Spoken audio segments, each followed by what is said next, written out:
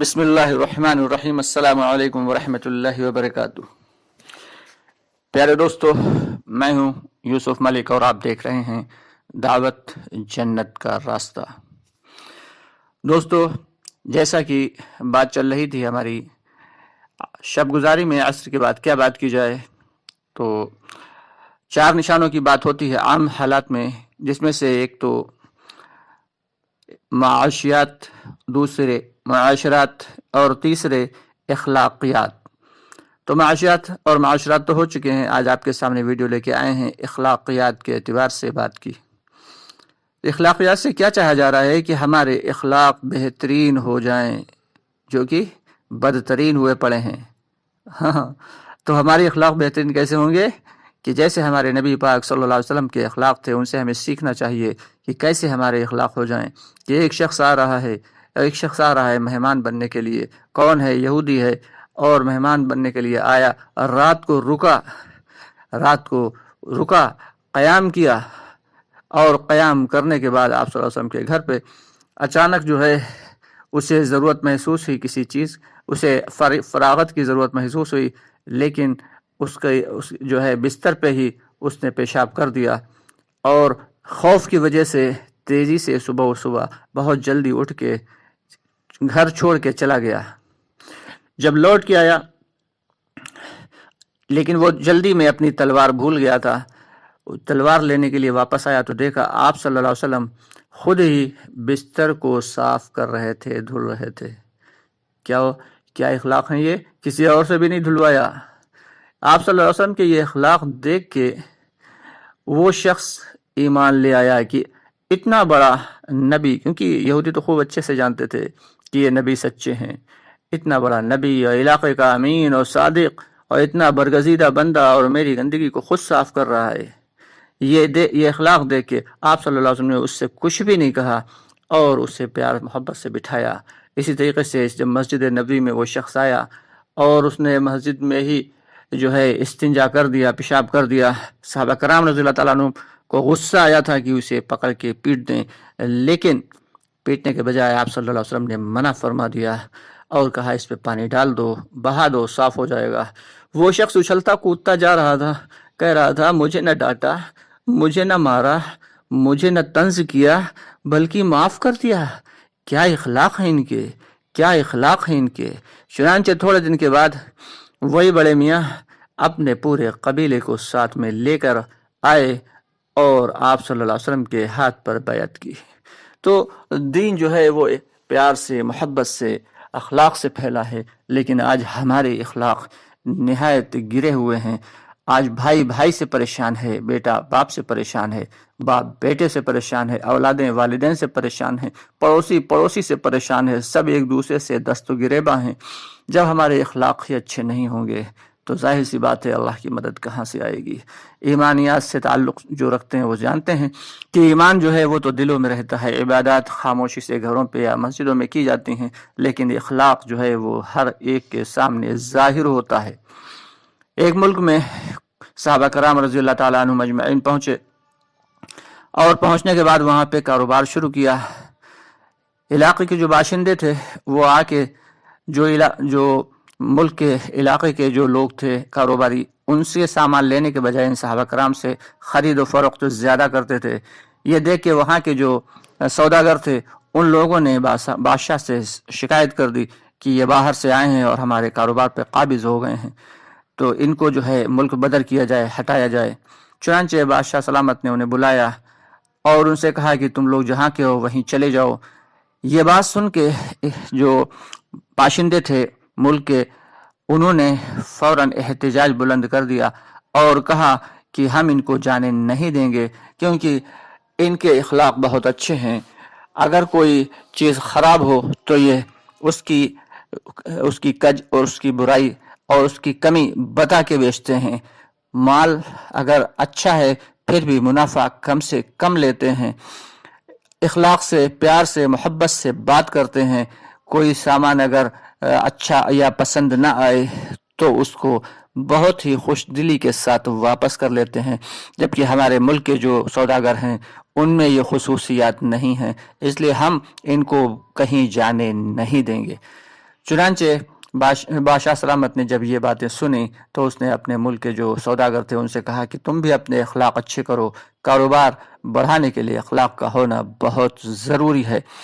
چنانچہ صحابہ کرام رضی اللہ تعالیٰ عنہم مجمعین اسی علاقے میں رہے اور اپنے کاروبار کو کرتے رہے۔ لوگ آتے اور ان سے کہتے کہ حضرت ہم بھی آپ ہی کی طرح بننا چاہتے ہیں، آپ جیسے بننا چاہتے ہیں۔ وہ کہتے تھے کہ جیسے اخلاق ہمارے ہیں، جیسے ہماری چال ڈھال ہے، بات چیت ہے، ویسے ہی کر لو، تم بھی ہماری طرح بن جاؤ گے۔ چنانچہ دھیرے دھیرے کر کے وہ لوگ کلمہ پڑھ لیتے اور صحابہ کرام رضی اللہ تعالیٰ عنہم اجمعین کے ہاتھ پر بیعت کرتے۔ تو دوستو یہ سب اخلاق کے ذریعے سے ہی ہوا ہے۔ ہر آدمی جانتا ہے کتنے سارے جو ہے قصے مشہور ہیں کہ صحابہ کرام رضی اللہ تعالیٰ عنہم اجمعین کے آپ صلی اللہ علیہ وسلم کے کہ کسی بھی بات کے اوپر اگر غصہ آنا ہوتا تھا پھر بھی اس غصے کو پی جایا کرتے تھے۔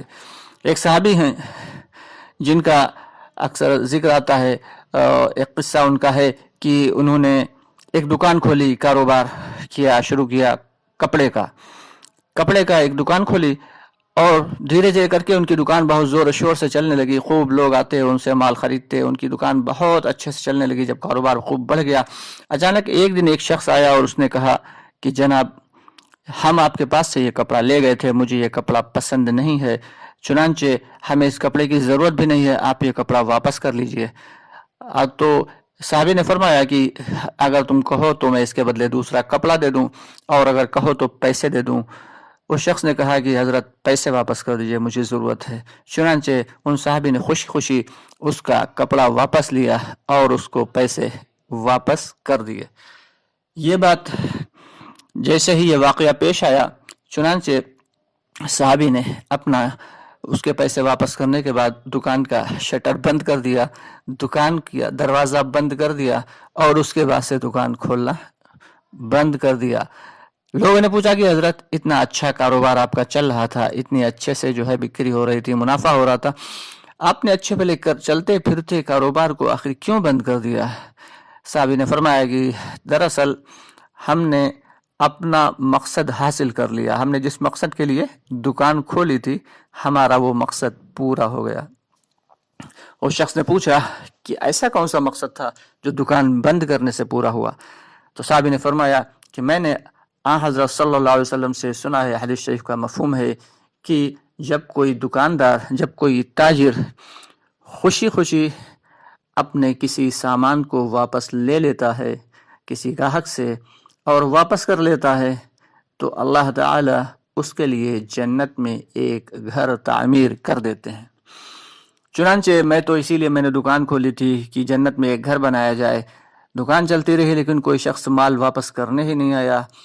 قسمت سے اس دن وہ شخص آ گیا مال واپس کرنے کے لیے، کپڑا واپس کرنے، سو ہم نے اس کا کپڑا واپس لیا اور جنت میں ایک اپنا گھر بنوایا اور دکان بند کر دی۔ اب ہمیں بہت زیادہ مال کی ضرورت تو ہے نہیں کیونکہ اصل زندگی تو آخرت کی ہے۔ چنانچہ یہ تھے صحابہ کرام کے معاملات اور صحابہ کرام کے اخلاق کہ وہ دنیا کو ہمیشہ پیچھے رکھتے تھے اور آخرت کو ہمیشہ آگے رکھتے تھے۔